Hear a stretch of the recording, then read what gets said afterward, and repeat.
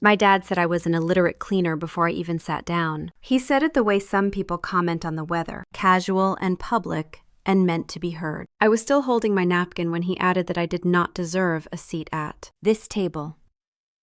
The table being the long, polished one he loved to brag about, now filled with relatives in their winter best and business partners who had come expecting a civilized Christmas dinner. I felt the room shift, the way a room does when someone breaks a rule so cleanly that everyone else freezes for a second, waiting to see if they misheard. They had not. Mom did not bother looking at me. She was focused on smoothing the sleeve of her red silk dress as she said I was worth nothing. Her tone made it sound like she was reading a line item off a budget report. Lydia started laughing quietly, not the kind that bursts out, but the kind someone saves for a moment they have been waiting for. It was a thin, satisfied sound, the kind that floats just enough for people to pretend not to hear. Dad pulled my chair back an inch with 2 fingers and pointed toward the kitchen. Go be useful if you want to be here at all. His voice carried past the candles and the roasted ham and the expensive plates he rented every year to impress the same group of men who had now gone silent. All 12 of them, the cousins, the neighbors, the 2 men from his company, even the old family friend who always drank too much wine for dessert. They all stayed silent. I did not say anything. My hands were steady, which surprised me. I tucked the napkin on the table, stood up and walked to the kitchen the way someone walks to a place they need to already know too well. A place for people who do not belong in the room where decisions are made. The room where people like Julian Mercer sat. Julian was seated near the midpoint of the table, angled slightly away from the wall so he could see everything. He had been polite when he arrived earlier, nodding to me the same way he nodded to everyone, the practiced courtesy of a man used to being watched. When Dad began talking, Julian had set down his fork slowly. Not dramatically, just slow enough that anyone paying attention could tell he did not expect them. Evening to turn this direction. In the kitchen, the heat from the oven pressed against my face. Someone had pulled a batch of rolls out too early, and the air smelled like flour that had not finished becoming bread. I stood near the counter, the place Dad always sent me when I visited, as if wiping a surface made me useful, as if standing near soap and steam made me less visible. I could still hear the dining room. It was only 20 feet away. Lydia's voice carried first, something about how she had always known I would embarrass the family, eventually. Someone else murmured a response, a sympathetic little sound. Then chairs shifted, silverware clinked, and the dinner continued. Just like that. Cruelty folded back under celebration, smoothed over with cranberry glaze and empty conversation. I leaned against the counter and listened to my own breathing. It was even, controlled. I wondered for a moment if shock was supposed to feel warmer. Mine felt cold, quiet, almost steady. From where I stood, I could see reflections in the glass door of the oven. Not faces, just shapes moving back and forth. One of them separated from the rest, paused, then stepped closer to the doorway. Julian. I recognized the outline of his suit, the way he carried his shoulders as if he was always half prepared for someone to ask him a question he had not been warned about. He did not walk into the kitchen. He simply stood at the threshold. The dining room had dimmed again, not in lights, but in energy. The way a room folds in on itself when something uncomfortable has happened, and no one wants to acknowledge it. He said my name the way he always did at his place. Calm, expectant, natural, as if I were supposed to answer him in Arabic, as if this kitchen were simply another Tuesday morning hallway at his home, where I spent hours doing work no one else knew about. I froze for half a breath. Not because of fear, because of recognition. For a second, he had forgotten where we were. That was how deeply the pattern ran. I answered him in English, quietly. Yes, sir. The moment cracked open between us. He looked at me fully then, and I could tell he registered the mistake he had made. A small shift in his eyes, barely visible, but enough to say he understood 2 things at the same time. 1, I did not belong in that kitchen. 2, I had been put there on purpose. Before he could speak again, someone called his name from the table. His attention slid away like a door closing. He held my gaze for a second longer, then turned back to the dining room. I stayed where I was, letting the heat from the oven anchor me in place. A staff member brushed past me carrying a tray of vegetables. She did not look at me either. No one ever looked at the person who had been sent away. I reached for a towel and wiped the counter, though it did not need wiping. The motion steadied me. I had learned over the years that sometimes the smallest repetitive task kept my mind from spinning in 3 different directions. Wipe, breathe, think. Wipe again. I was not thinking about the humiliation, not directly. I was thinking about the pattern, how many years it had taken for my family to craft this version of me, how many times I had agreed to sit quietly in the name of peace. I pressed the towel flat and stared at my hands. Clean hands.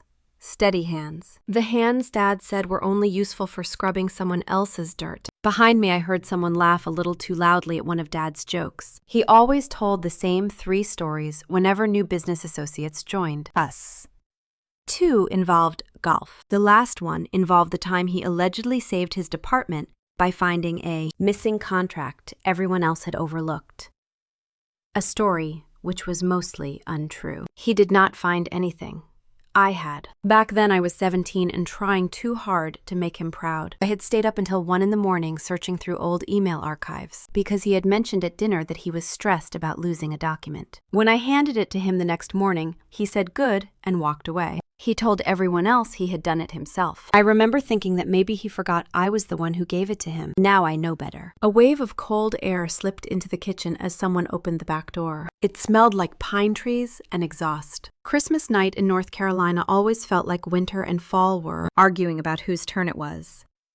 I almost welcomed the cold. It cut through the heaviness on my chest. I heard Lydia's voice again drifting from the dining room. She was telling someone that the degrees I once pursued had been a phase, that I bounced from one interest to another, that cleaning suited me better. She said it lightly, almost playfully, but there was a satisfaction underneath her tone. Lydia liked certainty, especially when she was the one writing the story. The room quieted again. I knew the rhythm of our family gatherings well. My dad liked to make a speech before dessert. It was his way of marking territory, claiming the room. When he stood up this time, I felt it in the shift of voices. He was thanking everyone for coming. A warm welcome to the neighbors, a nod to his business partners for joining a family evening despite their schedules. A soft laugh about how he hoped the ham turned out as well as last year. He sounded gracious, charming. The version of himself he saved for outsiders. Then he pivoted. I heard my name, spoken too casually. She is in the kitchen where she is most comfortable. A pause, a murmur of confusion from a few guests. Then he continued. She has never been much for thinking. She does better with her hands. I stopped wiping the counter. My hand hovered above the towel now. The heat from the oven made my face feel too warm. Lydia laughed again. Mom sighed in that long, tired way she used when she wanted sympathy. I breathed in slowly. 1, 2, 3. I kept my back to the doorway. I had learned the hard way that turning around made things worse. If you turned around, someone could call it defiance. Then something else happened. The room fell quiet. Not politely quiet, sharply quiet. The kind that lands like a dropped glass. Julian's voice cut through the air. Not loud, just steady. Where is she? 3 words. Meant for someone at the table. I could imagine him sitting straighter, his fork untouched on his plate. I knew that voice. It was the voice he used in meetings when someone underestimated a number he had already checked twice. Someone answered him, but I could not make out the words. The chairs shifted. Someone cleared their throat. A few seconds passed, then footsteps. I placed the towel back on the counter. My heartbeat felt oddly slow. Not fear, something else, something colder. Julian appeared again at the doorway, this time fully facing me. His expression showed nothing to the others behind him, but I recognized the questions forming behind his eyes. He was piecing things together faster than anyone else in the room. He said my name again, softly this time. Not in Arabic. In English, with intent. I stood straight, waiting. He opened his mouth to speak, but someone behind him interrupted. One of my dad's business partners, asking if everything was all right. Julian did not answer, not immediately. He kept looking at me as if he were seeing two versions of me at the same time, the one he knew and the one this family had created. My dad stepped behind him and rested a hand on the back of a chair. His voice had that performative friendliness he used when he felt judged. She helps out in the kitchen. It is what she is good at. The word good hung in the air for a second too long. Julie Fine looked away from me. When he spoke, his tone was even. I asked her a question earlier. I did not get an answer. Dad laughed, pretending to be confused.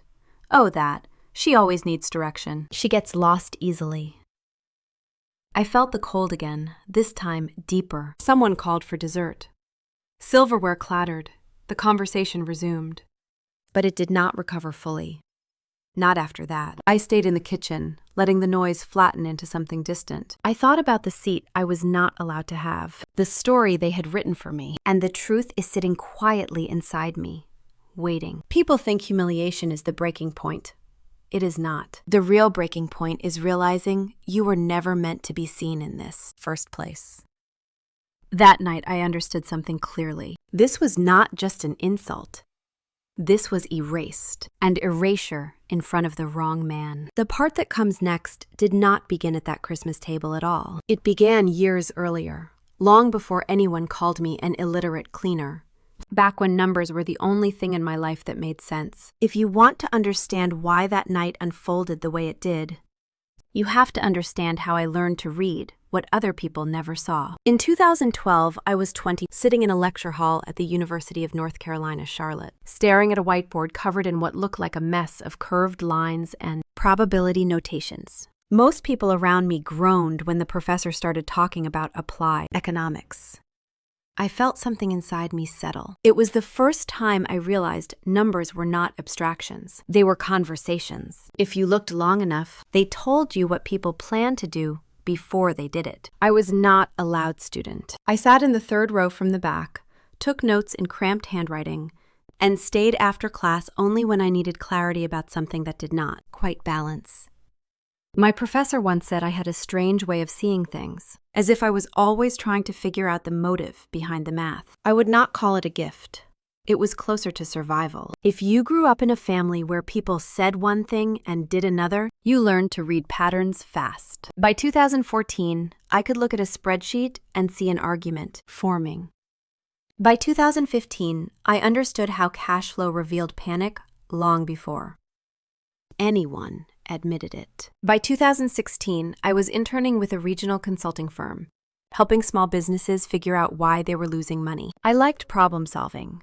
I liked the anonymity. What I did not like was the way my family reacted when I talked about it. My dad said economics sounded like guesswork with numbers. Mom said things like she did not know why I bothered when Lydia had already found her path in marketing. Lydia told people I studied something theoretical, which I think was her polite way of admitting she did not understand it at all. I stopped talking about it eventually.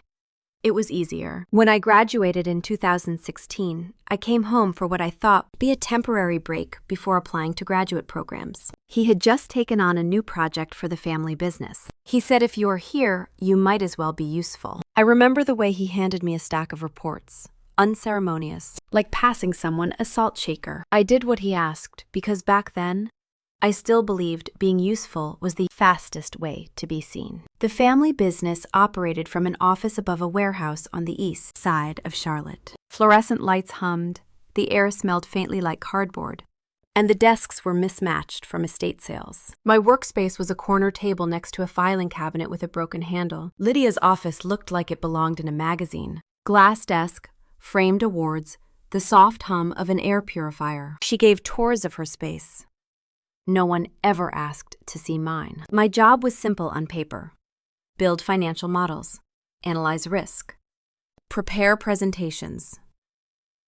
My job in practice was simpler. Do the work, hand it over, and then stand quietly off to the side while someone else delivers it. I remember the first major analysis I did for him. It was a project involving 3 vendors and a contract that would lock the company into a multi-year commitment. He wanted a clean summary he could show potential partners. I spent 6 hours building out scenarios, calculating downside risk, and writing a recommendation that saved the business $70,000. Lydia walked by my desk twice that day wearing heels that clicked like punctuation marks. She poked her head in near 5 in the afternoon, glanced at my screen, and said, "He is waiting. Bring whatever you have." She did not say thank you. She never did. I printed the packet and carried it to his office. He flipped through the pages quickly, nodded once, and said, "Good.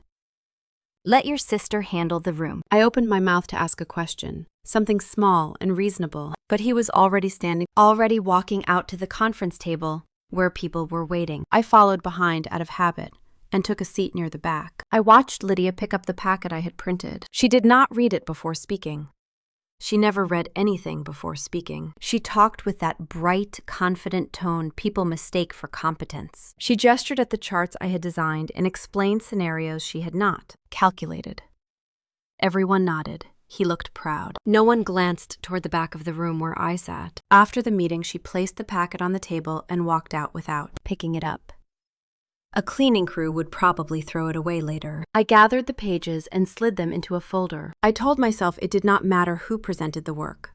Only the work mattered. I believed that longer than I should have. 2 months later, another analysis was needed. Then another. I wrote them all. He began introducing Lydia as the strategic mind of the company. She smiled every time he said it. People asked her questions about projections she did not understand. She would tilt her head toward me slightly, a tiny flick of her eyes, and I would answer from the corner as quietly as possible. Afterward, she would thank the group for the thoughtful discussion. Not me, never me. By 2017, I had stopped expecting credit. I thought silence was maturity, a way of keeping the family together, but that was not what silence is. Silence is erasure in slow motion. There was one particular afternoon in early spring when he called me into his office.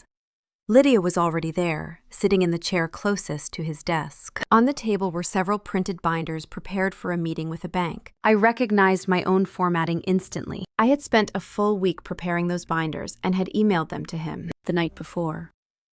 He slid one toward me and said, "Take a look." I opened the cover. The analysis was mine. The charts were mine. The recommendations were mine. But the author page at the front said, "Prepared by Richard Ward." His name, not the company name. My throat went tight. I felt heat crawl up my neck. I remember tapping the corner of the page with my thumb, trying to decide whether to say something. Lydia was adjusting her necklace in the reflection of the window. He was already moving on to the next topic. Something about scheduling conflicts and marketing expenses. For a moment, I felt suspended between 2 versions of myself, one who spoke up and one who stayed quiet.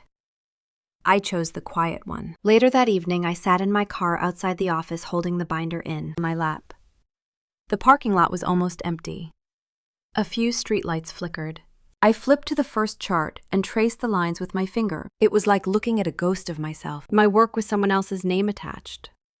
A story being told without me in it. I told myself it was temporary. I told myself families went through strange phases. I told myself all the things people tell themselves when they are afraid of, losing the little acceptance they have been offered. It would take me years to understand that acceptance built on disappearing is not acceptance at all. By 2018, Lydia was being invited to speak at local business luncheons. She quoted analyses I had done. She called them her insights. My dad introduced her as the future of the company. Mom posted pictures of her on social media with captions about brilliance and leadership. I became the shadow behind the slides, the person who made sure every number aligned while someone else took the applause. Then came the moment that shifted everything. It was the late summer of 2019. The company was preparing for its quarterly meeting with a group of investors. I had built a comprehensive package, nearly 60 pages of projections, risk maps, and sensitivity tests. It was the most complex model I had ever created for them. I handed it to my dad in the morning. He nodded without looking up. 2 hours later, I walked past the small conference room and saw my dad, reviewing the printed packet with 2 senior managers. The first page was visible through the glass. I stopped walking. I stared at the name written in bold letters at the top. Prepare by Richard Ward. Again.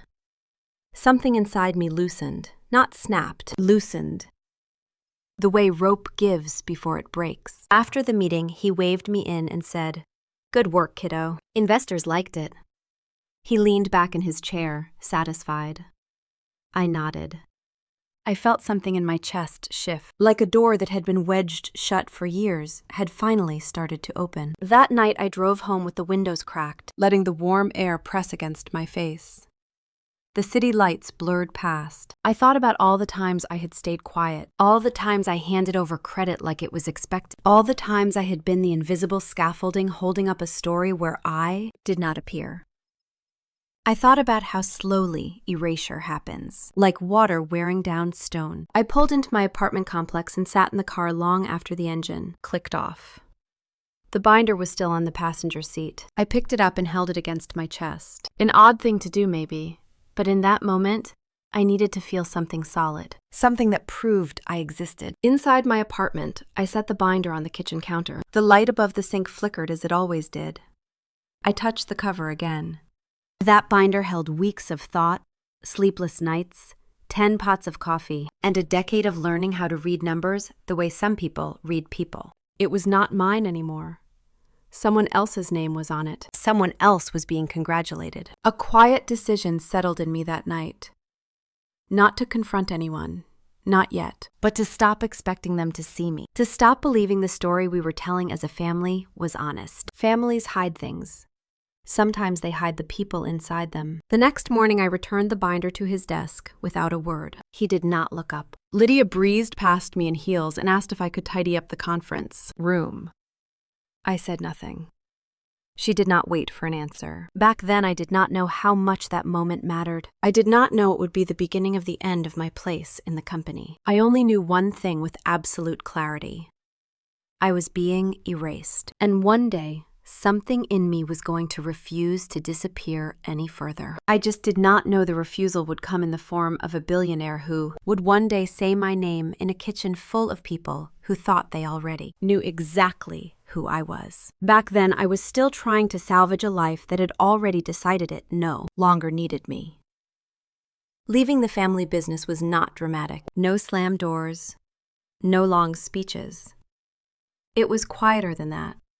My dad called me into his office on a Tuesday morning in late summer. He did not ask me to sit. He said something about restructuring and cost efficiency. Words people use when they want to sound reasonable while doing something unreasonable. Lydia stood behind him, pretending to look at an email on her phone. I understood. I was being pushed out. Not because I failed, because I had become unnecessary to the story they were telling. I packed up the few things I kept on my desk. A mug with a chipped rim, a notebook filled with notes only I could decipher, a calculator I bought in 2014 with money from my first tutoring job. No one said goodbye. People looked at me with the same expression you give someone who has been edited out of a picture. Soft pity, quick averted eyes. Charlotte in early autumn can be cruel when you suddenly find yourself unemployed. The heat hangs on longer than it should. The humidity sticks to your skin and makes everything feel heavier. I spent the first week applying for analyst positions, entry-level roles, mid-level roles, jobs that paid half of what I had made, jobs that paid a third. I did not care about the title. I just wanted a place to land. I heard back from 3 companies. All 3 interviews ended the same way.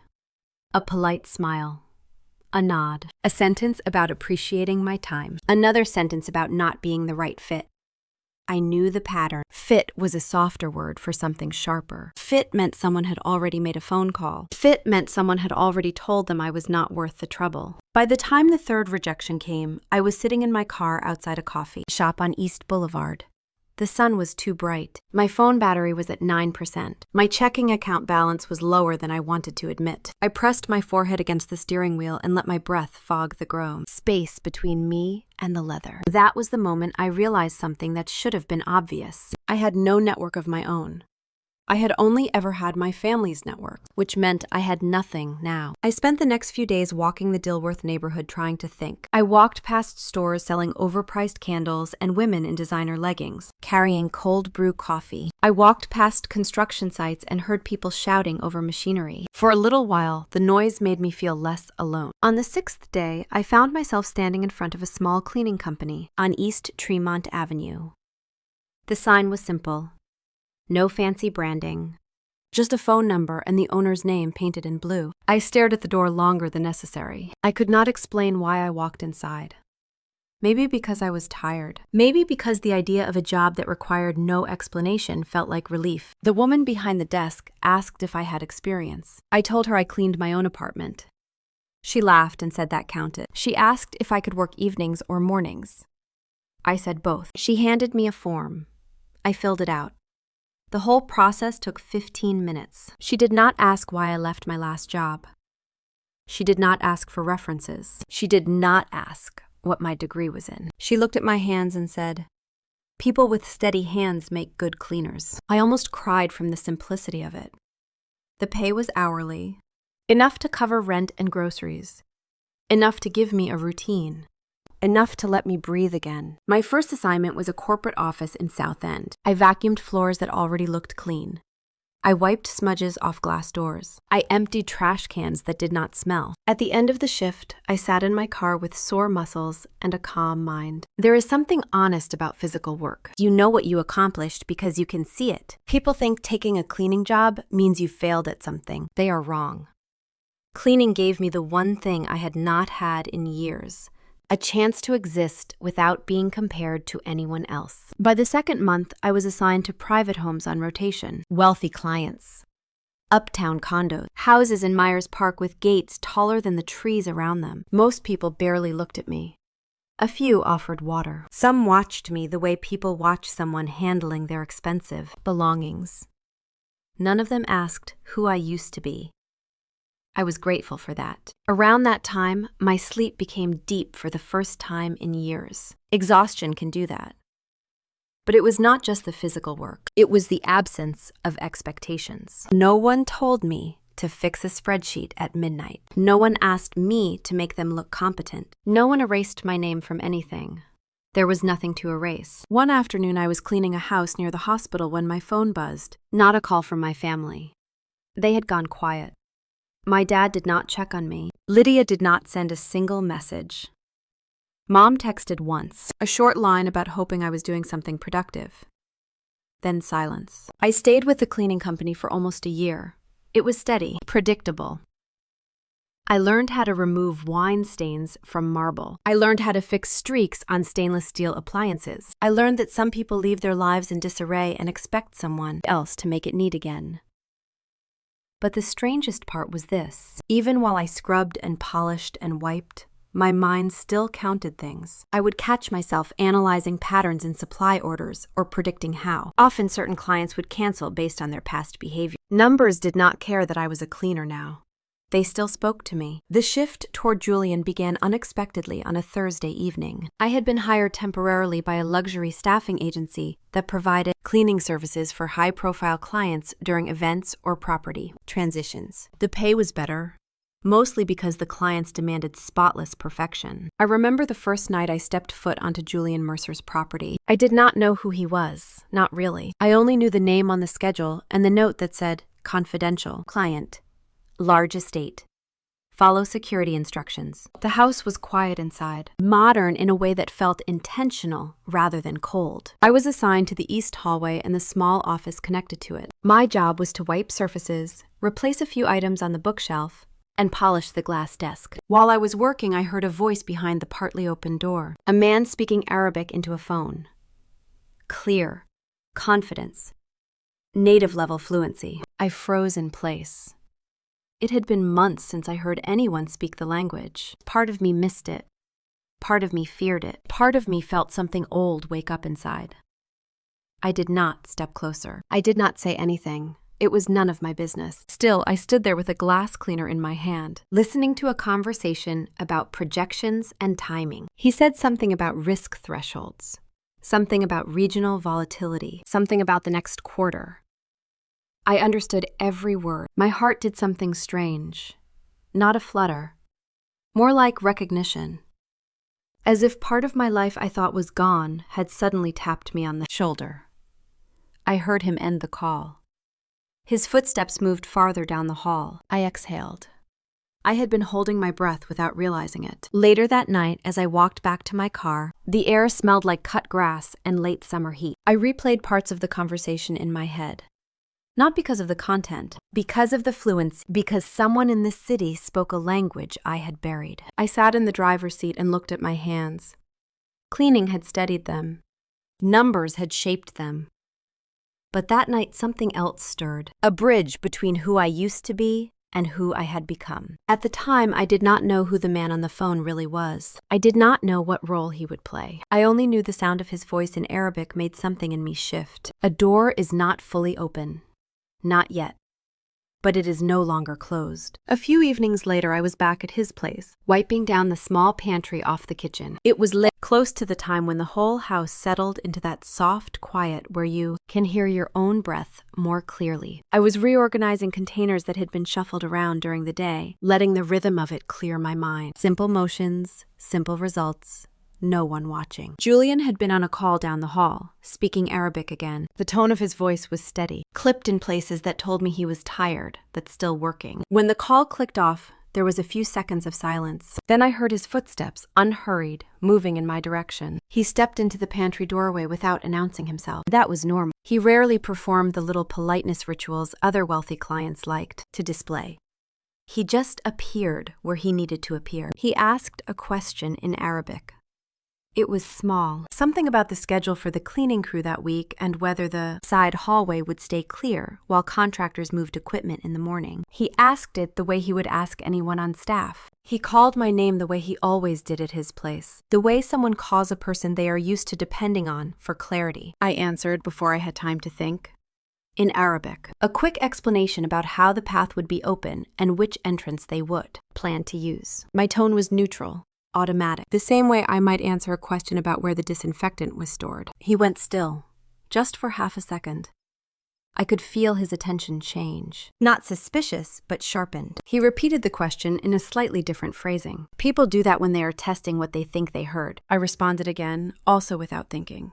Short, precise, no embellishment. He stepped a little closer, not invading the space, but marking the shift. Then he asked something unrelated to the crew, something about whether the pantry door had been sticking earlier in the day. Again, I answered without switching languages, describing the hinge and how the house tends to expand when the humidity rises. He did not interrupt. He just watched me with a kind of quiet calculation, like he was trying to understand a number that did not belong in the equation. After a moment, he said, in English this time, "Can I ask you something?"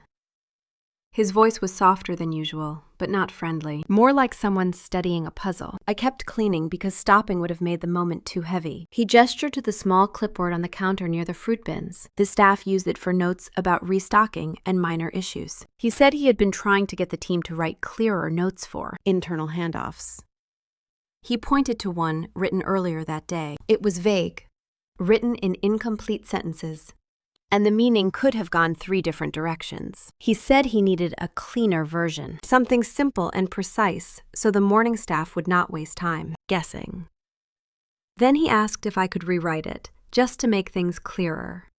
I hesitated, not because I could not do it, but because I knew the risk of standing out even an inch. But he was not asking about market projections. He was not asking me to solve anything complicated. It was just a note, a few sentences. Nothing that could reveal anything I did not want revealed. So I told him yes, as long as my name was not on it. He looked at me carefully then, as if the condition itself told him more than the answer would have. I rewrote the note. It took less than a minute. A simple explanation, a clear timeline, direct instructions, something anyone could understand without guessing. I placed the clipboard back on the counter. He scanned the note with a small nod. Not impressed. Not suspicious, just observing. I could tell he still did not know what to make of me, but he was too disciplined to show more. He said thank you, not casually, but deliberately. Then he left the pantry. When he was gone, I sat back on my heels for a moment, my hands still wearing thin cleaning gloves. I could hear him walking away down the hall. Slow, thoughtful, not concerned, just thinking. I told myself it did not matter, that rewiring a few sentences meant nothing, that answering a handful of questions in Arabic meant even less, that he was just being polite or curious or momentarily practical. But I knew better.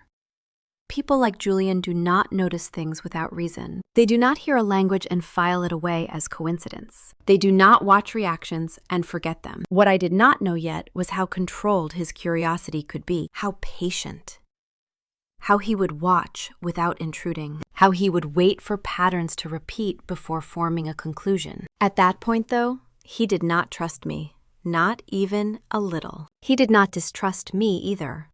I was simply a new variable in his environment, one he needed to measure before deciding anything. I finished the pantry and gathered my supplies. The house was quiet again, the kind of quiet that comes after a shift in the air. I walked through the hallway with my cleaning cart, and each wheel turned with that soft, rubbery sound that always reminded me of grocery stores late at night. At the end of the hallway, I paused, just long enough to steady my hands, not because I was shaken, but because something inside me felt too awake, too alert. As if a door that had stayed locked for years had clicked open a fraction. I stepped outside into the warm night air. It smelled like pine and the faint sweetness of the garden he kept on the west side of the property. I loaded my supplies into my car and sat for a moment before starting them. Engine. I knew what had happened in the pantry was small, barely worth noting. A handful of words exchanged in a language I had kept buried. A rewritten sentence on a clipboard. Nothing that should have mattered, and yet it did. It mattered because I had answered him without thinking, because Arabic had come back to me like muscle memory, because for the first time in a long time, someone had looked at me and seen something they could not categorize. I started the engine. The headlights lit up the gravel drive. As I pulled away, the house grew smaller in my rearview mirror, its windows warm against the night. I drove toward home with a strange feeling that a quiet question had been asked, and a quiet answer had already been given, even if neither of us knew what it meant yet. That night I fell asleep quickly, but the sound of his voice in Arabic lingered, thread itself into the edge of my dreams, waiting for the next time it would surface. It did not take long. 2 days later, I returned to his place for an evening shift. The house was busier than usual. Someone was repairing a section of the downstairs flooring, and the staff was moving around with more purpose than normal. I kept to my assigned area, wiping surfaces, emptying bins, resetting things the way the lead housekeeper preferred. It was all ordinary enough that I almost convinced myself the moment in the world room pantry had meant nothing. But when I stepped into the small office off the east hallway, Julian was already standing near the desk with a folder open in front of him. He glanced up when he heard me, not startled, just aware. He said something polite in English, the kind of greeting people use when they acknowledge your existence but do not want to interrupt their own momentum. I nodded and stepped around him to reach the supply cart. Then he spoke in Arabic again, this time not on the phone. He asked about something simple near the door, whether the repair crew had blocked the side exit earlier. It felt like a nudge disguised as a question. I answered without emotion, the same way I had before. He did not smile. He did not frown. He just absorbed the answer, filed it away, and returned to his folder. That might have been the end of it. Except Omar walked in a minute later. His voice was soft, low-pitched, with the kind of accent that comes from someone who grew up speaking 3 languages at once. He greeted Julian, then noticed me and paused. His eyes flicked toward Julian as if asking a silent question. Julian answered something in Arabic. Not about me. Not really. It was more of a comment, an observation, and then a question directly for Omar, a small one about data entry timing for internal reports. Omar responded in Arabic, and the conversation moved casually along, until Julian asked a short question and looked toward me again. I knew what he was doing. He wanted to see if the pantry incident had been an accident or a skill. I answered. Again. Calm, accurate, precise. Omar still went the same way Julian had the first time. He studied me, not rudely, just long enough to decide whether what he heard could be trusted. Then he asked something else, this one more technical, about whether a shift in supply patterns would affect staffing loads. I recognized the question for what it was. A test. So I gave a test-level answer. Short, neutral, nothing beyond what anyone could observe by watching the flow of the house. He nodded once, That was all. I turned back to my cleaning cloth, wiping a corner of the desk that was already spotless. They kept talking behind me until they reached a point where Julian said he needed a clearer summary of their internal notes. That was when he looked at me again and motioned toward the small side table. There were 3 sheets of paper clipped together. The handwriting was inconsistent. Some notes were vague, others are contradictory. It was the kind of document that leads to people wasting a full morning trying to interpret something that was supposed to take 5 minutes. Julian said he wanted a distilled version. Just the essential points, nothing else. He added something about how evening staff sometimes noticed things that others missed. I hesitated again, but only for a moment. I told him I could rewrite them as long as he did not list me anywhere as the person who wrote them. He agreed without blinking. I took the papers to the pantry and sat on a stool, rewriting everything in my own pattern. Clear timeline, clear assumption, clear next steps. It was a page of simple logic, nothing special, just the kind of clarity I used to give my dad. I finished in a few minutes and brought it back to Julian. He scanned the page, then handed it to Omar. They looked at each other, not impressed, not frightened, not suspicious, just curious. That was the beginning. They did not trust me instantly. Men like Julian never do. Instead, they tested me the way investors test markets. Small pressure, small risks, small questions. A few nights later, I was refilling paper goods in the hallway closet when I heard my name spoken in Arabic. I walked toward the office, thinking I had misheard. But Julian was standing there with a spreadsheet on his laptop. He pointed to a column and asked something about the pattern he was seeing. The numbers were small. So small they hardly mattered. I answered anyway, explaining what could be causing the shift. He tried asking again from a slightly different angle. I gave the same explanation, the same tone, no embellishment. He nodded and kept working. That became a pattern. During cleaning shifts, he would ask little things, not important things, not high stakes, just small questions to understand whether what he saw was real or coincidence. Omar began checking behind him, verifying if my answers made sense. They were always careful, always quiet, always subtle. Most days I kept my routine. Clean countertops, dust shelves, replace towels, reset things so the morning staff did not have to. At night when the house calmed, I sometimes wrote short notes on scrap paper about things that might matter to their internal processes. Never signed, never asked for. Just small corrections that saved people time. One evening, when I brought in a trash bag from the hallway, I saw Julian standing at the tall window staring at the lawn. He said something without turning, asking if I had noticed the pattern in the maintenance logs. A tiny inconsistency, one that meant almost nothing, but hinted at a potential supply delay. I answered with the most conservative interpretation. He glanced at me over his shoulder. Then he told Omar to model it both ways. No urgency, just curiosity. A few minutes later, he asked if I wanted to see something. He did not wait for a reply. He placed a small printed sheet on the table. It was a list of trial positions, tiny amounts of money used to test hypotheses. He pointed to one line item and said he was considering shifting it for timing reasons. Then he asked what I thought. I almost laughed. Not out of joy, out of disbelief. I had spent years being invisible, and now someone was asking my opinion about something he could lose without noticing. That was the key. This was money he could afford to lose, not a real investment, a harmless experiment. So I told him the truth, that the timing looked off by a few days because of a subtle pricing lag that usually preceded a predictable adjustment. Omar listened closely. He wrote something down. Then he asked me why I said that. I gave a short explanation. He nodded slowly. Julian studied me like I was a puzzle he had not decided to solve yet. 2 weeks passed before he tested it. He adjusted the position. A small shift, barely noticeable. A piece of money so insignificant to him it might as well have been the cost of lunch. But the result proved the timing issue. The number moved exactly the way I said it would. Not dramatically, just enough to confirm I had not guessed. The next time I arrived for my shift, there was nothing said directly. No praise, no comment. But there was a difference. He asked fewer testing questions and more genuine ones. Omar stopped rephrasing everything twice.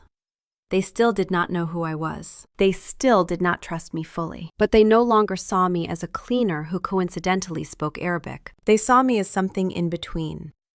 A variable worth measuring. A voice worth checking.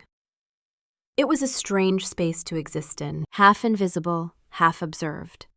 I had lived in worse. The more nights I spent there, the more the pattern settled into place. Daytime was cleaning, resetting, organizing. Nighttime was small notes written in the margins of their internal documents, quiet clarifications, observations no one else caught.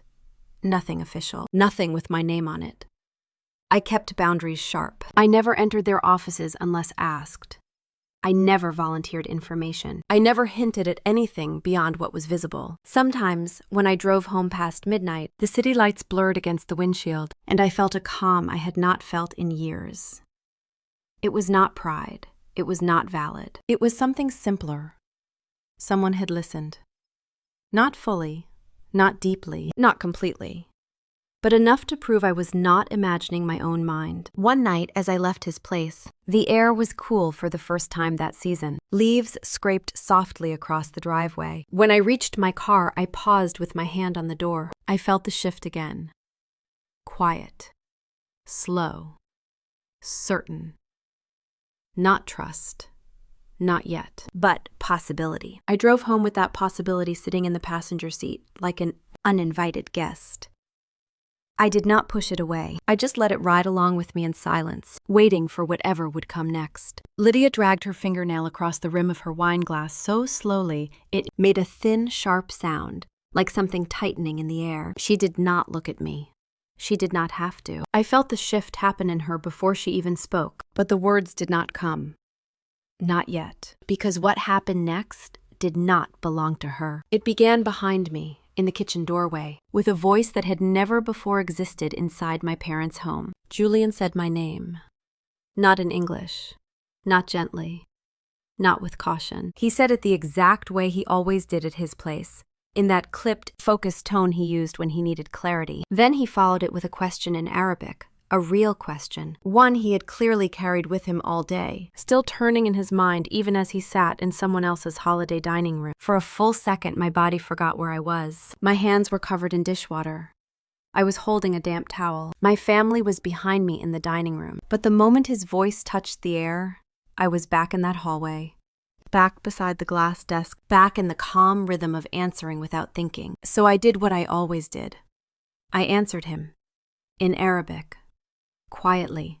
Directly. Reflexively. The words left my mouth before I had time to remember they did not belong. Here. In this house. In this kitchen. Within reach of these people who believed they had already defined me. The entire room went still. Even the forks stopped scraping plates. Conversations halted mid-sentence. Someone set down a glass too hard, and it made a dull knock against the table. But no one reacted faster than Lydia. She turned her head so sharply I heard the earrings she wore brush against her hair. Her expression did not match anything I had seen from her before. Not mockery, not irritation. Something closer to calculation. Like she had just watched the ground under her shift a fraction of an inch, and was scrambling to decide if it was safe to step forward. My mom's hand froze around her napkin. My dad frowned. Not in confusion, but in the way someone frowns when they see something they cannot immediately categorize.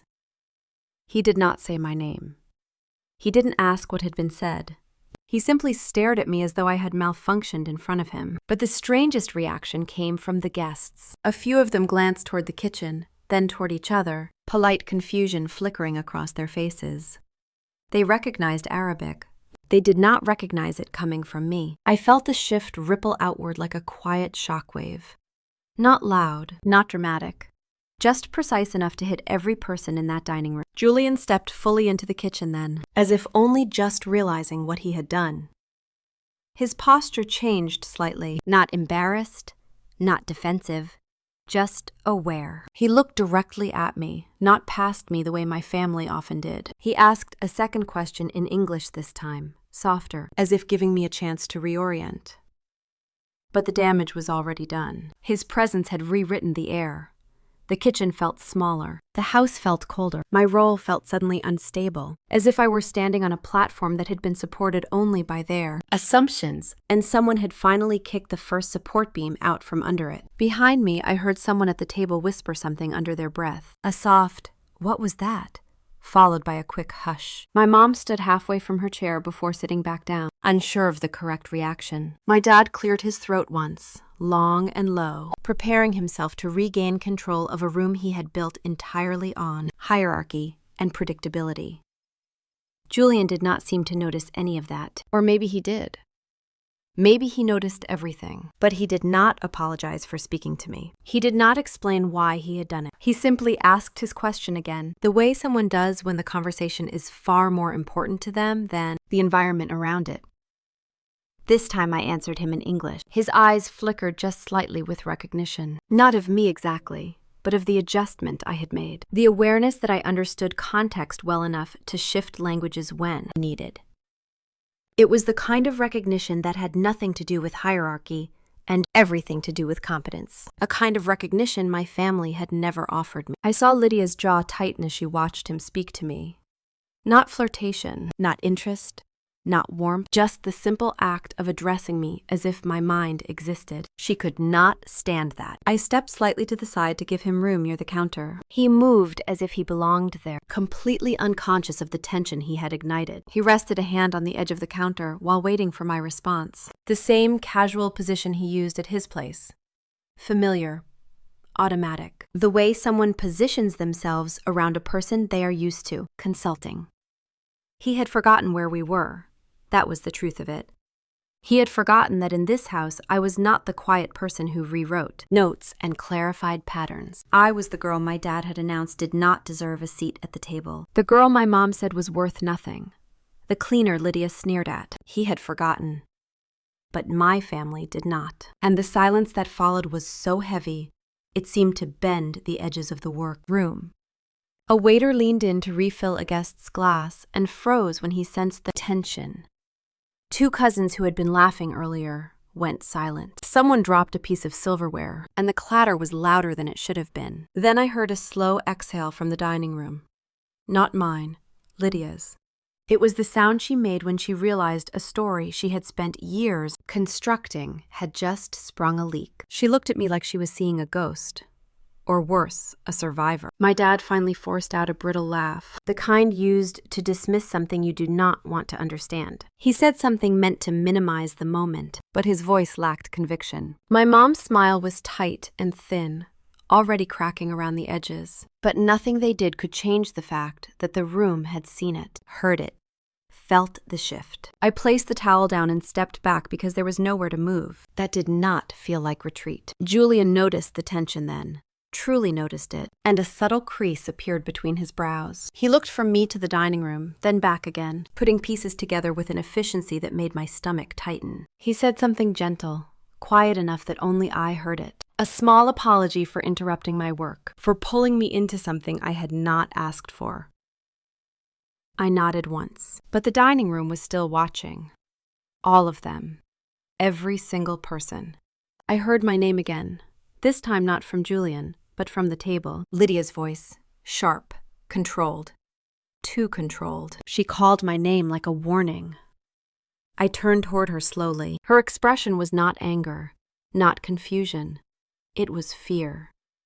Small, subtle, quickly hidden, but real. She was afraid not because she understood the language spoken, but because she understood the imbalance it created. Something had tilted in a way she did not approve of. Something had slipped beyond her control. The kind of fear that comes when a crack forms in a story you have been telling for too long. I stood there in the doorway between the kitchen and the dining room, Julian behind me, my family in front of me. And for the first time since I had walked into that house tonight, I felt an old part of myself return.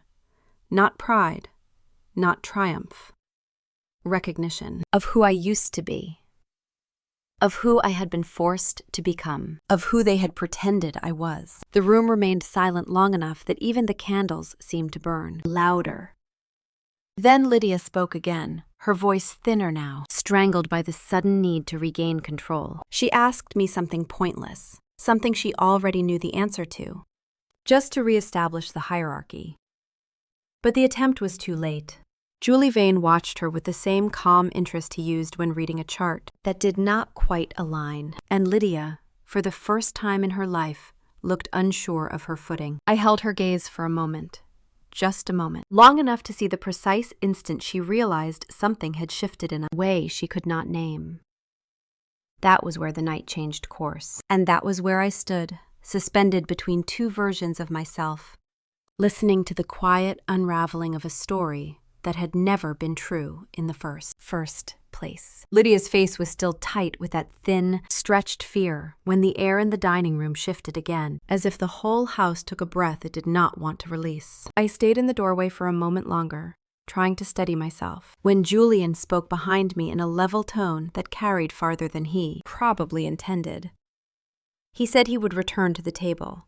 Not suggested, not asked, stated. He moved past me without touching me, but the distance between us felt charged, like static on the edge of a storm that had been building long before either of us stepped into this house. I followed a few steps behind, not because I wanted to be anywhere near that table, but because the room felt locked around me, and retreating was impossible without creating more spectacle. Julian stepped back into the dining room with a calm authority that did not match the chaos he had inadvertently created. Conversations that had tried to sputter back to life died instantly. People straightened in their chairs.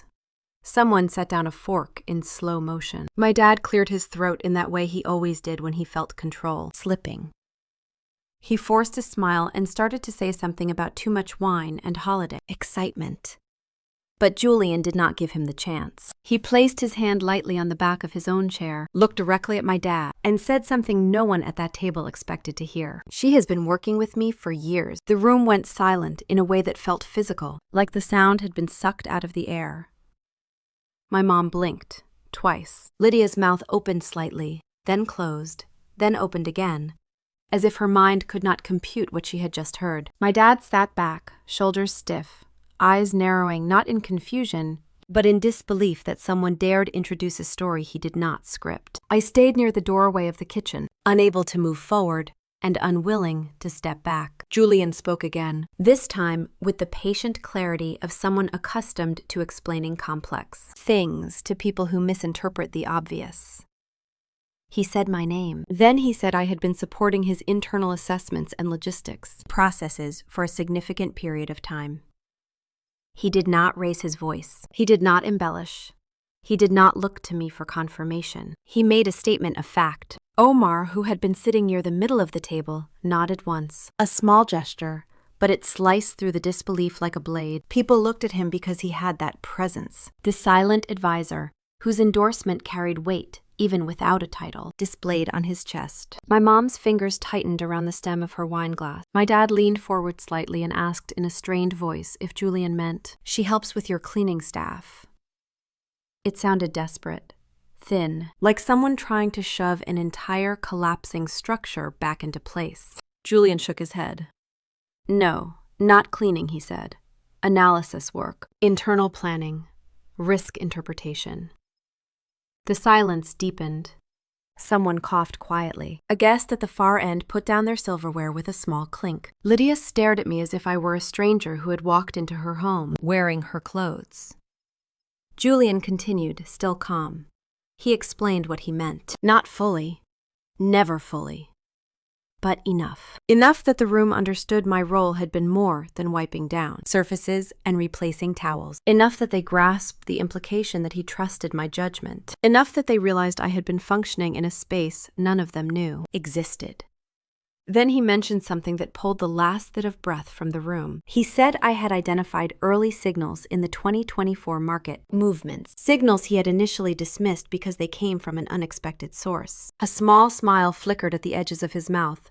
Not amusement, but the faint recognition of hindsight. He said he had tested my interpretation using money he could afford to lose. A trivial amount for him, but enough to verify accuracy. Enough to confirm he should listen. He said I had been right. My dad shifted in his seat, discomfort rippling through him like a tremor. He looked at me then, not with anger, but with something colder, a realization that he had underestimated someone he had assumed was beneath him. My mom's lips pressed together so tightly they went white. Her gaze darted between me and Julian, then landed on her plate. Lydia did not move at all. Her posture was rigid, her eyes bright with a kind of disbelief that bordered on terror. Julian let the silence stretch before he added something almost casual. I asked her because she sees patterns quickly, unusually quickly. He said it the way someone mentions a skill they rely on, not a compliment, not a performance. Just a fact. Then came the moment that split the night open. Julian turned fully toward my dad. His expression did not change. His tone did not sharpen. He simply asked a question. Did she warn you too?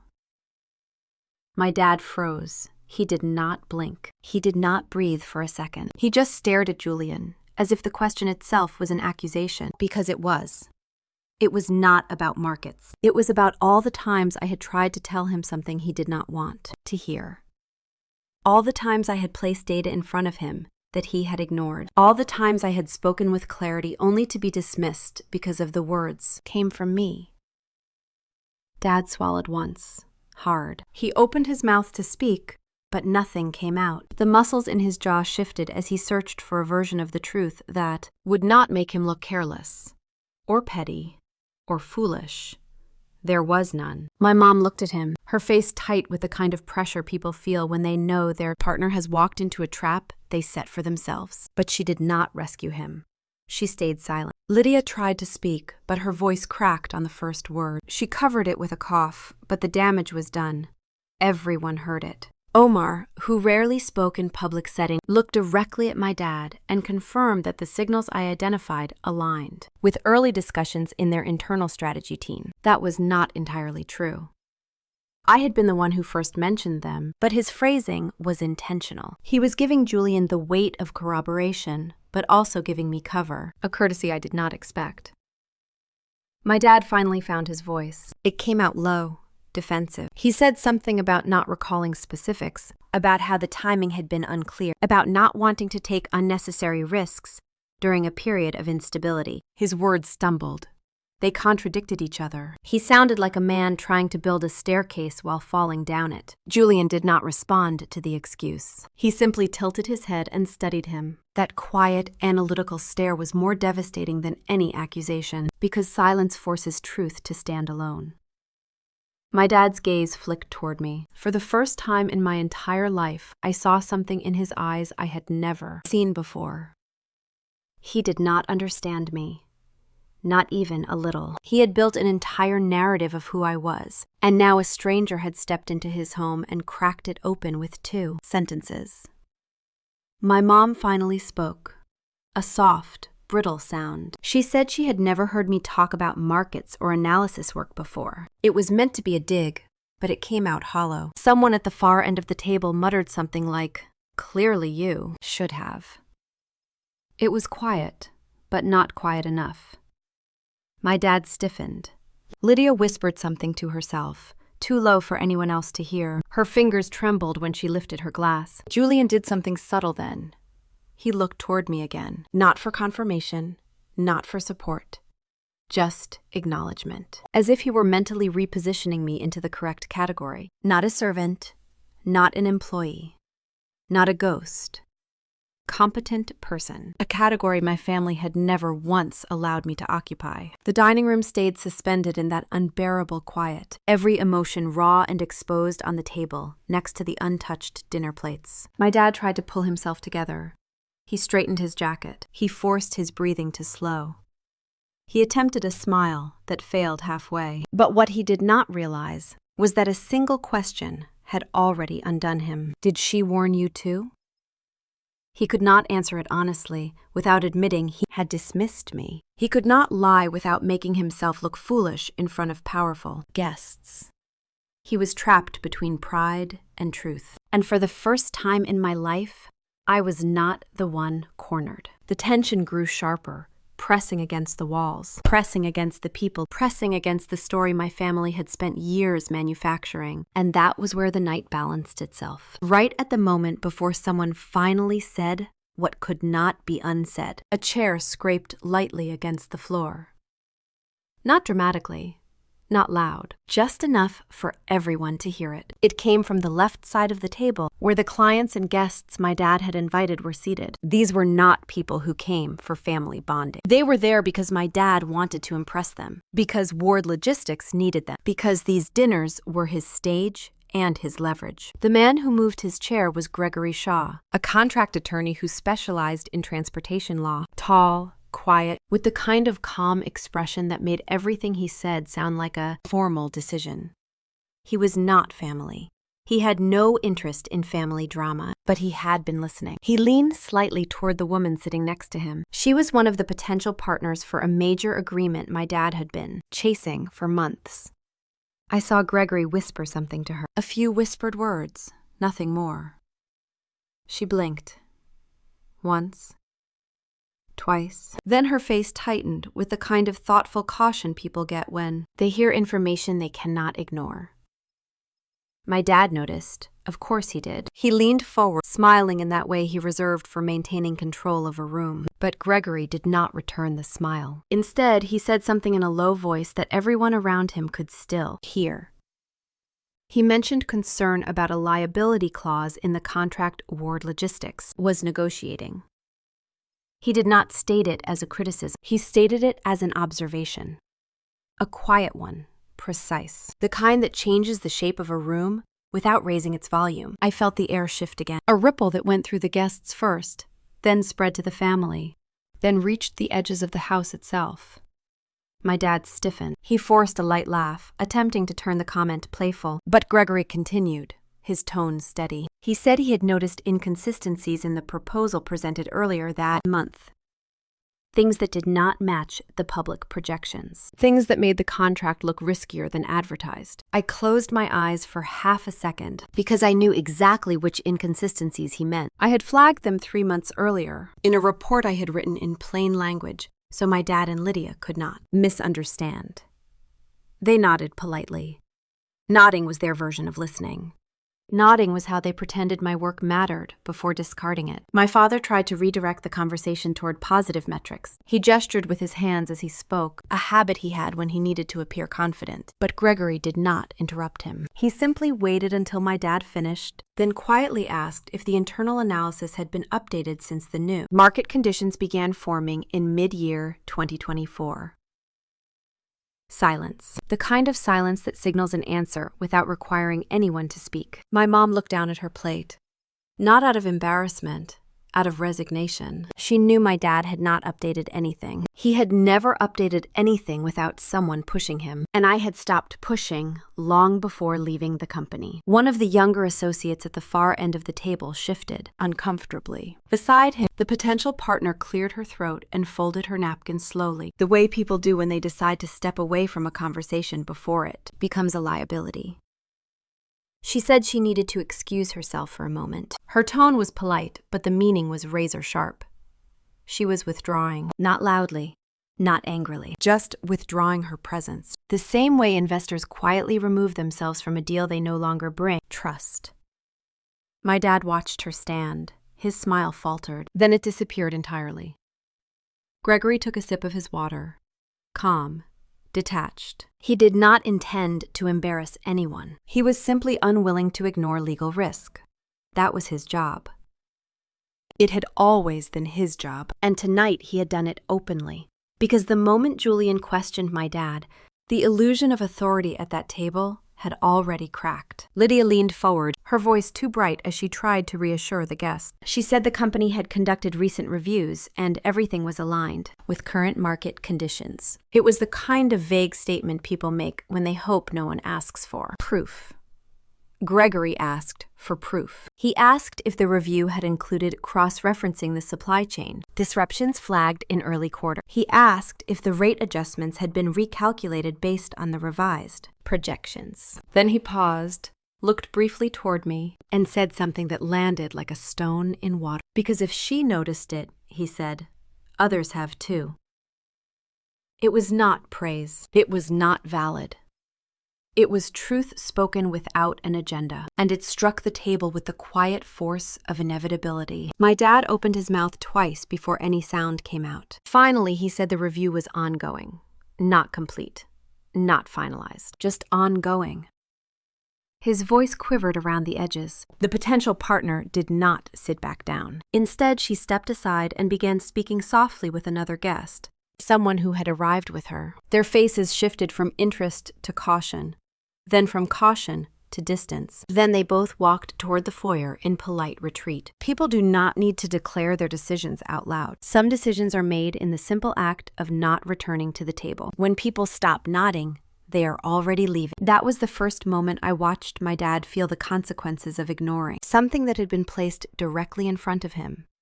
Not punishment, not collapse, just consequence.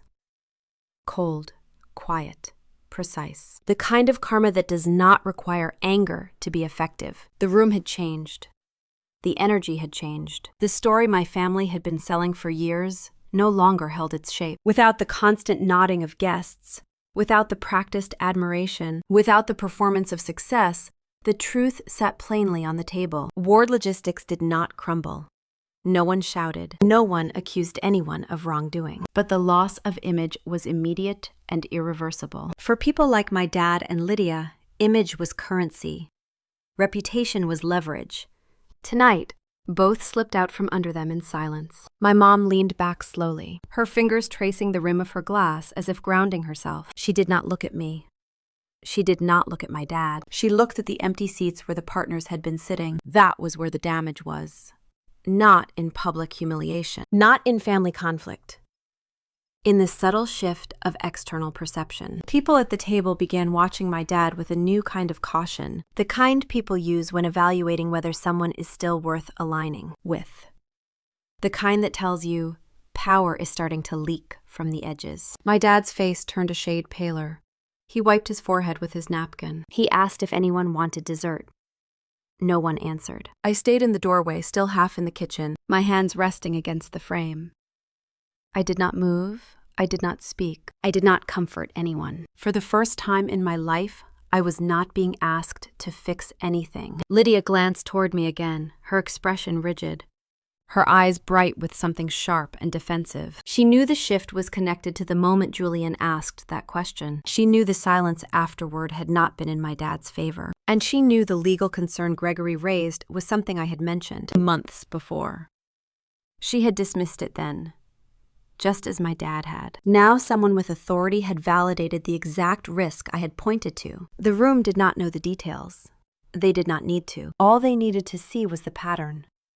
They were seeing it now. Julian remained completely neutral, neither participating in the unraveling nor interfering. He simply observed, as if watching the predictable outcome of an equation he had already solved. Omar watched quietly too, his expression unreadable. But he understood the implications. He understood how fragile reputation can be when built on unexamined assumptions. Someone at the table tried to restart a conversation about holiday plans, but the words fell flat. No one was engaged.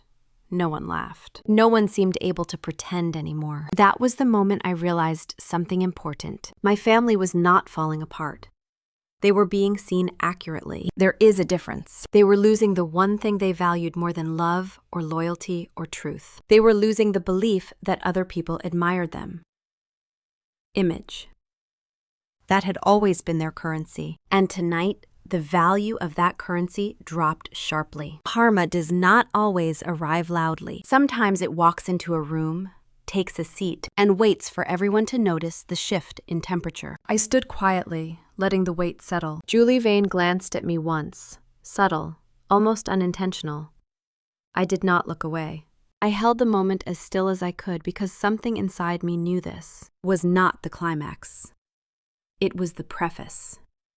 The beginning of the unraveling. The first crack in a structure that had been carefully maintained for years. And as the room fell into uneasy silence, with half-eaten plates and untouched dessert menus, I felt the next turn in the story leaning in. Some truths do not stay hidden forever. And tonight, the room had finally stopped nodding. I stayed near the kitchen doorway long after the table fell silent. No one told me to leave.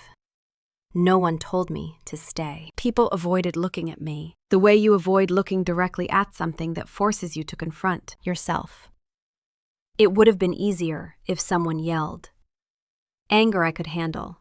But this quiet unraveling, This collective discomfort was heavier than any insult my family had ever thrown. When the guests finally began pushing their chairs back, murmuring excuses about early mornings and travel plans, I moved aside to clear space for them. Someone touched my arm gently in passing and whispered something kind that I did not quite register. I was too focused on the way my dad rose from his seat, jaw clenched, eyes darting from person to person as if trying to calculate how much damage had been done.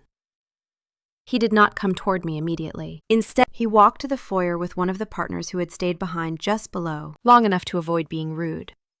Their conversation lasted less than a minute. Short nods, tight smiles, a handshake that was too quick. Then the man stepped out the door and did not look back. My mom stood frozen at the edge of the dining room. Lydia stayed seated, staring at her empty plate as if she expected it to give her instructions. When the last guest left, my dad finally spoke my name. He did not shout it. He said it softly, which somehow felt worse. He asked me to follow him. My mom and Lydia came too. No one discussed where we were going. It was automatic, the same way we had always handled conflict. Privately, behind closed doors, never in front of outsiders. He led us into the small sitting room near the staircase. The door clicked shut behind us. My dad stood with his hands on his hips, breathing slowly, like he was preparing for a confrontation he was not sure how to begin. My mom took the love seat. Lydia perched on the arm of a chair, elbows tucked in, shoulders tense. I stood near the window. Distance felt necessary.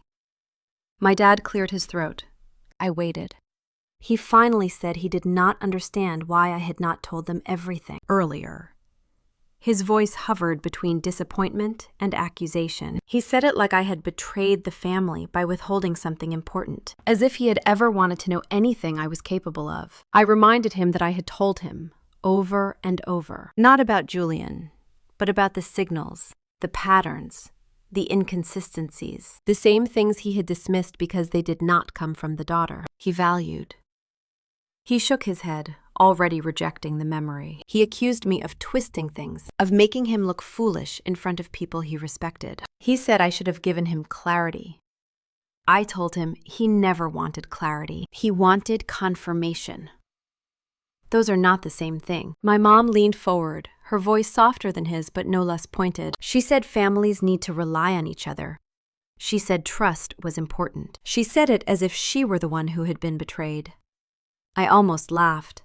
Not because it was funny, because it was surreal. I told her I had relied on them for years. I had trusted them. I had given them every opportunity to see me. And they had chosen not to. She flinched at that, barely, but enough for me to notice. Then Lydia spoke. Her tone was sharp, brittle around the edges, like a glass about to crack. She said I had embarrassed them. She said I had used tonight to make a scene. She said this was all intentional, calculated, designed to hurt her and the company. I asked her why she thought everything revolved around her. I asked her if she genuinely believed I had orchestrated Julian speaking to me in Arabic. I asked if she truly imagined I could control the reactions of their own guests. Her mouth opened, then closed again. She had no answer. My dad stepped between us before she could regain her voice. He said he needed me to be reasonable. That was his favorite word, reasonable. He used it whenever he wanted someone to agree with him without questioning. He said I should consider coming back to the company. He said we could reset things, that the family needed unity, that public perception mattered, now more than ever. He used phrases like move forward and rebuild and support one another. He did not use the word apology, not once. I asked him why he wanted me back. He said I had skills they could use, not skills he respected, not skills he had nurtured, skills they could use. A tool, not a daughter. I let the silence sit between us, heavy, honest. Then I said something I had never said out loud before. I told him he had never once asked what I wanted. Not my entire life. I told him that every role I had ever played in this family was one he assigned to me. The quiet daughter, the convenient worker, the background presence. I told him I was done being something he used only when it benefited him. He looked stunned. Not angry, not insulted, just stunned, as if he genuinely never considered I might have desires separate from his expectations. My mom stood and walked toward me, her expression torn between hurt and pleading. She said I was being dramatic. She said families fight. She said no one meant anything cruel. I reminded her of her own words from earlier that night, that I was worth nothing. I asked her when she planned to take that back. Her face went blank. She said she was frustrated, and that I should not cling to things said in the heat of the moment, as if insults lose their poison once the moment passes. Lydia crossed her arms and muttered that I was being ungrateful. I almost thanked her. She had always been predictable. Predictability made this easier. My dad finally lowered his voice and said he needed to understand whether I was willing to come back as part of the team, because tonight had made things complicated with the partners. He said I had put them in a difficult position. He said a lot of things, none of which were about me as a human being. I told him no. Not loudly, not emotionally, just no. His jaw tightened again. He asked me to think carefully. He said this decision could cost me my relationship with the family. There it was. The threat. Quiet, familiar. A blade disguised as concern. I told him that the relationship had already cost me more than they would ever understand. I told him I had spent years erasing myself to make them comfortable. Years shrinking so they could feel big. Years giving them credit they never earned. I said I was done paying that price. He stepped back as if I had struck him. My mom covered her mouth. Lydia whispered something harsh I did not catch. I looked at all three of them.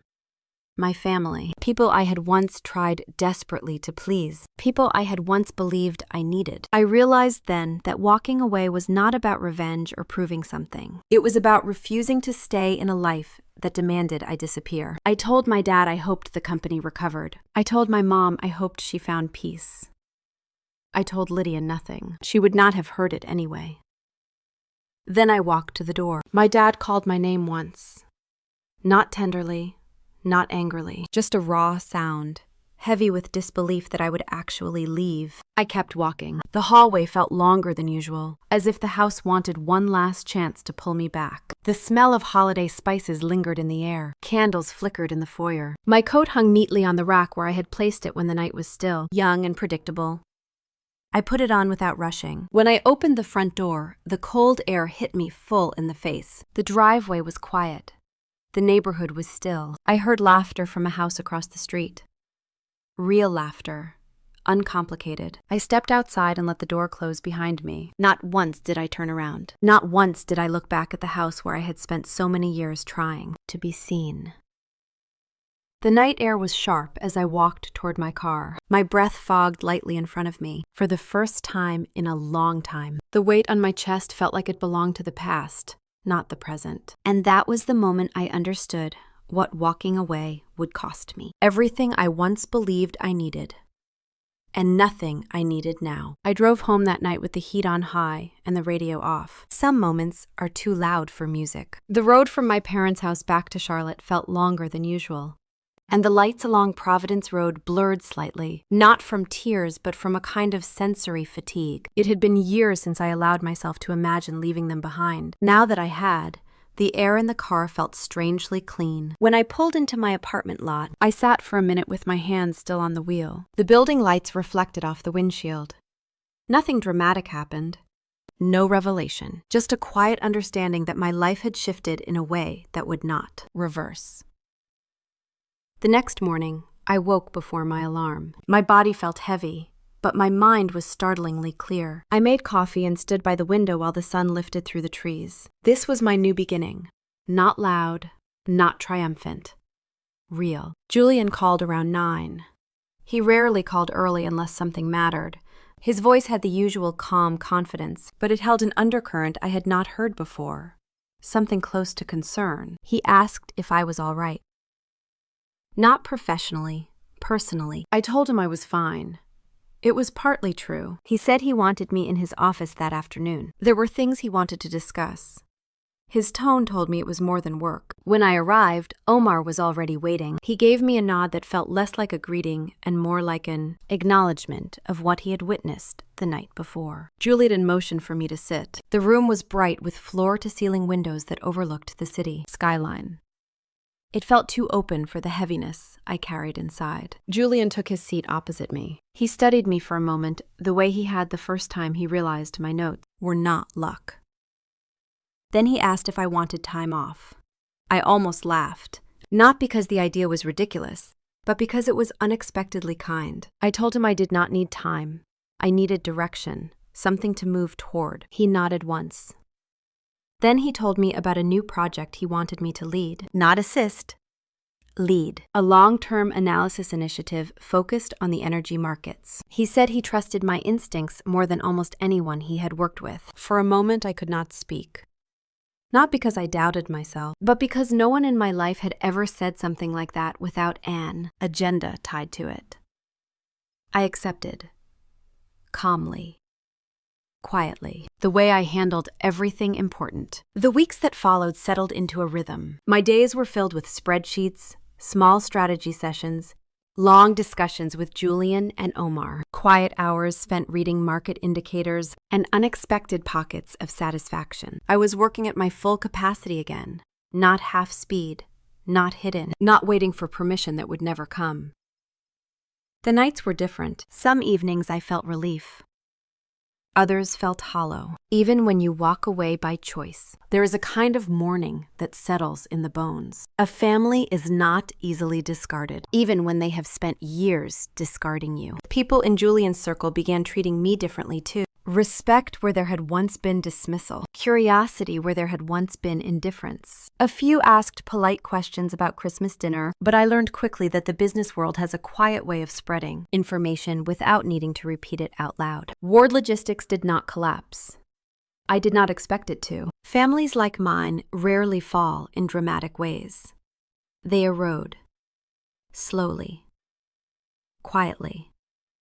Without headlines. Partners began hesitating, not refusing, hesitating. Meetings were postponed.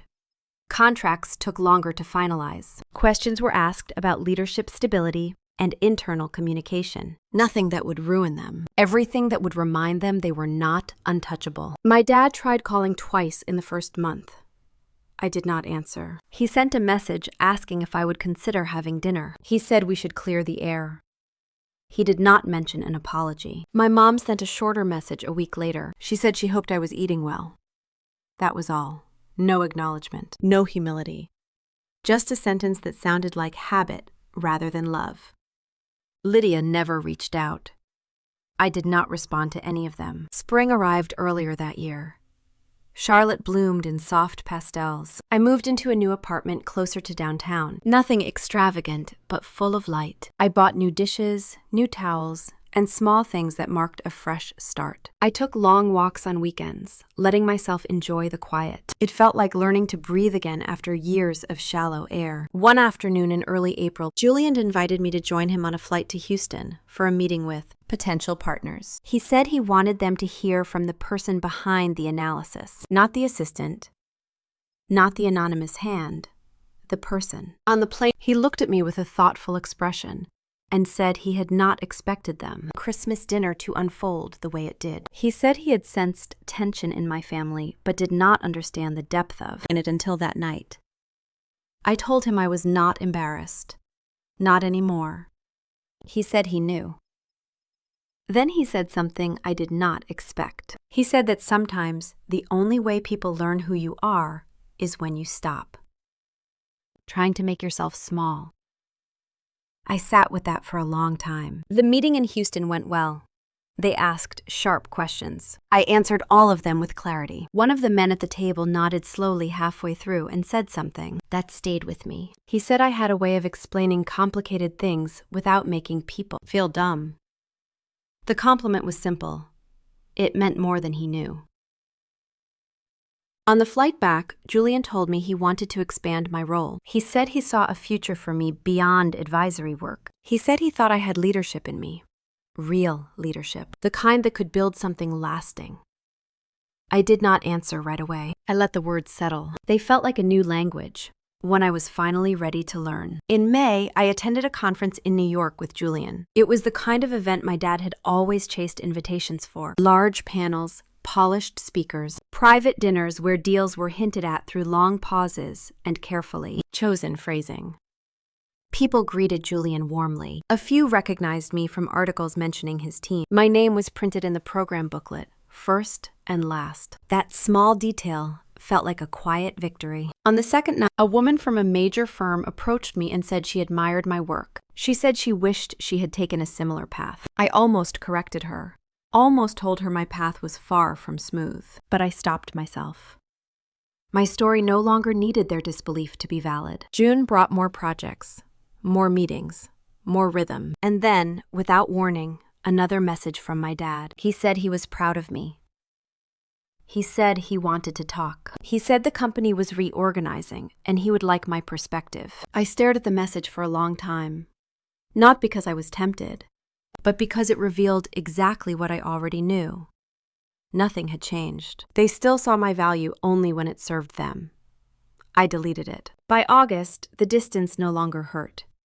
The grief had softened, the resentment had faded. Not because they deserved forgiveness, but because I no longer needed anger to protect myself.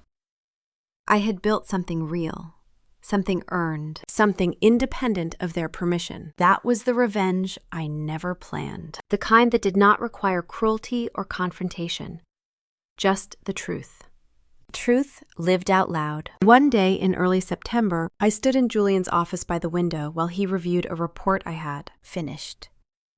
He set it down and said my work had strengthened the company in ways I probably did not realize. Then he said he was glad I had walked into his house years ago as a cleaner. He said it with the kind of sincerity that leaves no room for misinterpretation. I told him I was glad too. And I meant it, because that job had not been a failure. It had been a doorway, a small, unexpected doorway into the life I should have always been allowed to live. This morning, I sat in my new kitchen with a cup of coffee and watched the city wake up. The light hit the buildings in a way that made them look softer, almost forgiving. I thought about the girl I used to be, quiet, careful, constantly shrinking so others could feel comfortable. I felt something like gratitude for her. She kept me alive long enough to become someone else. My family still goes to the same holiday events. I see pictures sometimes. Lydia in her perfect dresses.